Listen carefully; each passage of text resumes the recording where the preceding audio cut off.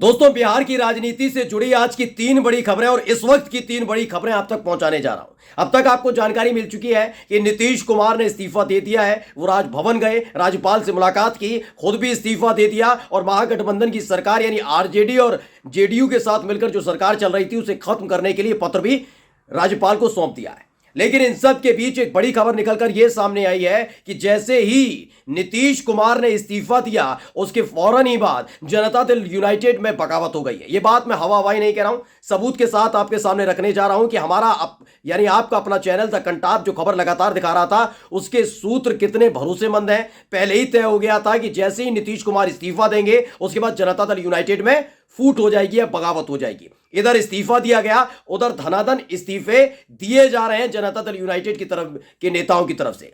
और दूसरी जो बड़ी खबर है वो ये कि एक तरफ नीतीश कुमार इस्तीफा दे रहे थे तो वहीं दूसरी तरफ राज्यपाल की तरफ से यानी राजभवन की तरफ से एक फोन पहुंचा है तेजस्वी यादव को। और तीसरी बड़ी खबर मैं बताने जा रहा हूं कि भारतीय जनता पार्टी इस दाव को चलकर बुरी तरह फंस गई है, क्योंकि एनडीए में बहुत बड़ी बगावत बिहार के अंदर हो गई है। ये तीनों ही बड़ी खबर मैं आप तक पहुंचाने जा रहा हूं। नमस्कार, मैं हूं प्राज्वल गौतम और आप देख रहे हैं द कंटाप। बिहार की सियासत से जुड़ी सबसे बड़ी खबर, विश्वसनीय खबर आपको यहीं इसी चैनल पर मिलेगी यानी द कंटाप पर मिलेगी। सबसे पहले मैं बात करूंगा नीतीश कुमार के इस्तीफे की। नीतीश कुमार इस्तीफा देने पहुंचे, बाहर आए, तमाम पत्रकारों ने सवाल किया, सवालों का सटीक जवाब नहीं दिया, बस घुमाते रहे और बताते रहे कि उन्होंने इस्तीफा दे दिया है क्योंकि वो आरजेडी के साथ इस महागठबंधन में असहज महसूस कर रहे थे। यानी 1.5 साल की सरकार में आज जाकर उन्हें एहसास हुआ कि वो गलत जगह जाकर खड़े हो गए, गलत लोगों के साथ खड़े हैं। उन्होंने कहा कि मैंने मुख्यमंत्री पद से इस्तीफा दे दिया, साथ ही महागठबंधन की जो सरकार बिहार के अंदर चल रही थी उसे खत्म करने के लिए भी पत्र राज्यपाल को सौंप दिया। पहले बयान सुन लीजिए उनका। आज हमने मुख्यमंत्री से इस्तीफा दे दिया और जो सरकार थी उसको भी समाप्त करने का हमने आज गवर्नर साहब को दे दिया। दरअसल दोस्तों, जैसे ही ये बयान आया उसके फौरन बाद ही जनता दल यूनाइटेड के वो तमाम नेता जो इंतजार कर रहे थे कि शायद आखिरी वक्त तक भारतीय जनता पार्टी के पास कम से कम नीतीश कुमार यानी जनता दल यूनाइटेड नहीं जाएगी, लेकिन जैसे ही नीतीश कुमार ने इस्तीफा दिया उसके बाद ही बहुत बड़ी खबर निकलकर सामने आई। जनता दल यूनाइटेड के नेता ताबड़तोड़ इस्तीफे देने लग गए हैं। जी हां, इनको देख लीजिए, इनको आपने तमाम न्यूज चैनल पर अपना पक्ष रखते हुए जनता दल यूनाइटेड का पक्ष रखते देखा होगा। इनका नाम है प्रतीक पटेल। इन्होंने जैसे ही देखा कि नीतीश कुमार ने इस्तीफा दे दिया, महागठबंधन की सरकार को खत्म करने के लिए पत्र दे दिया, वैसे ही प्रतीक पटेल ने फौरन एक ट्वीट किया और जनता दल यूनाइटेड को अलविदा कह दिया है। इन्होंने लिखा है, मुझे नहीं पता नीतीश जी किस मजबूरी के साथ एनडीए में जा रहे हैं, लेकिन मैं उनके साथ वहां नहीं जा सकता। मैं निजी लाभ के लिए नफरतवादी ताकतों के साथ हाथ नहीं मिलाऊंगा।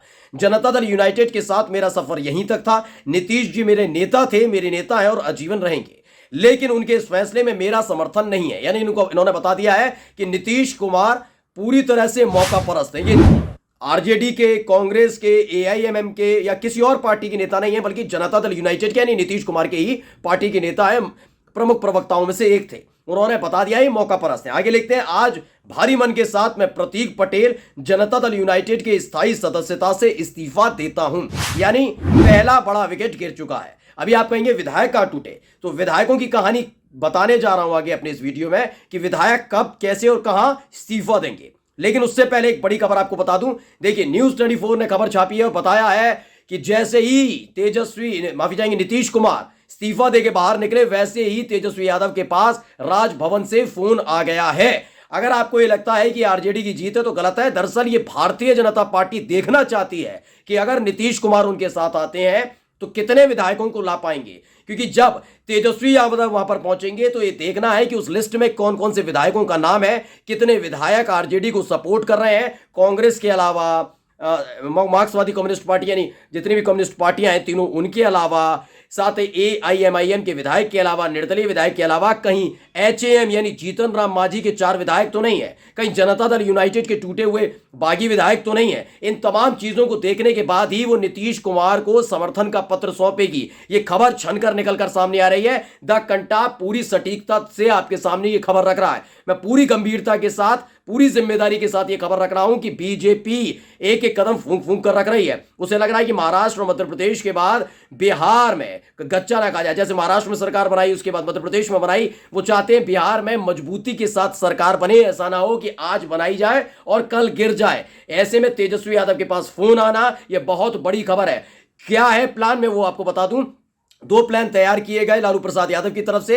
एक ही जीतन राम मांझी आते हैं, उन्हें मुख्यमंत्री बनाया जाएगा, आसानी से बहुमत हासिल कर लिया जाएगा। एक और प्लान तैयार किया गया, उसका नाम है लालू प्रसाद यादव का प्लान बी, जिसमें साबित ये बनाया गया है प्लान कि अगर जीतन राम मांझी अपने विधायकों के साथ नहीं आते और एनडीए के साथ रहते हैं तो जनता दल यूनाइटेड के 16 विधायक उनके साथ आएंगे। और ये सारे के सारे विधायक अभी नहीं आएंगे, बल्कि 5 फरवरी को जब विधानसभा का सत्र शुरू होगा उसी दौरान या तो ये विधानसभा के पटल पर, यानी वहां पर जब विश्वास मत रखा जाएगा कि विश्वास पत्र दाखिल करिए या अपना ताकत दिखाइए, विश्वास मत है नहीं है आपके पास, न नीतीश कुमार के पास, बीजेपी के पास, उस वक्त 16 विधायक अनुपस्थित रह सकते हैं, यानी एब्सेंट रह सकते हैं। ये भारी फजीयत होगी। इसके साथ साथ खबर यह भी है कि उसी वक्त 16 विधायक जनता दल यूनाइटेड से इस्तीफा दे देंगे।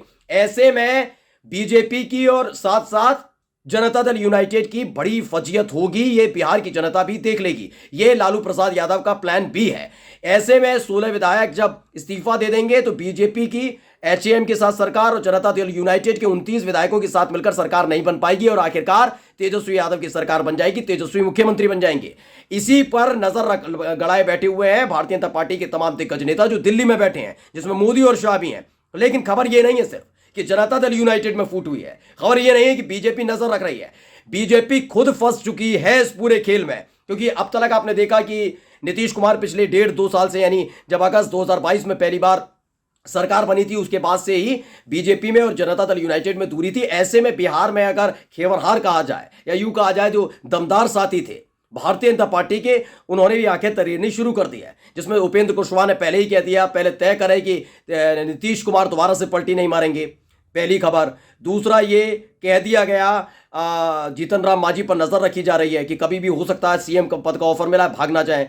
तीसरे हैं चिराग पासवान जो दिल्ली में बैठे हुए हैं। चिराग पासवान पहुंचे थे मुलाकात करने, ये तस्वीर भी मैंने आपको दिखाई, आप देखिएगा। इसमें वो अमित शाह से मुलाकात करते हैं और इस दौरान उन्होंने कोई हल्की बात नहीं की। उन्होंने साफ तौर पर ऐलान कर दिया कि भाई 6-1 पर बात होगी। सबसे पहले देखिए दैनिक जागरण की ये खबर है जिसमें साफ साफ क्या लिखा हुआ है। नीतीश कुमार के आने से चिराग पासवान नाराज, एनडीए से गठबंधन पर दिया बड़ा बयान।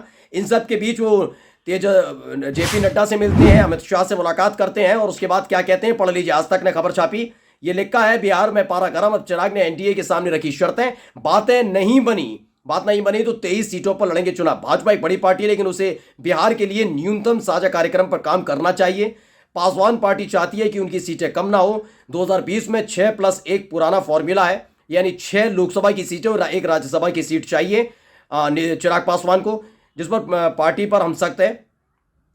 चिराग ने कहा कि बात नहीं बनी तो बिहार में 23 सीटों पर चुनाव लड़ेंगे, यानी इनके अपने साथी भी अब आंखें तरेरने लगे हैं। एक तरफ जनता दल यूनाइटेड टूट रही है, दूसरी तरफ एनडीए टूट रहा है। यहां पर जो महागठबंधन में शामिल थे जनता दल यूनाइटेड को छोड़कर सारे के सारे एकजुट हैं और माना जा रहा है कि अगर गलती से भी सरकार बनाने का रिस्क बीजेपी उठाती है तो 5 फरवरी को बड़ी बगावत का सामना उसे करना पड़ेगा। नमस्कार।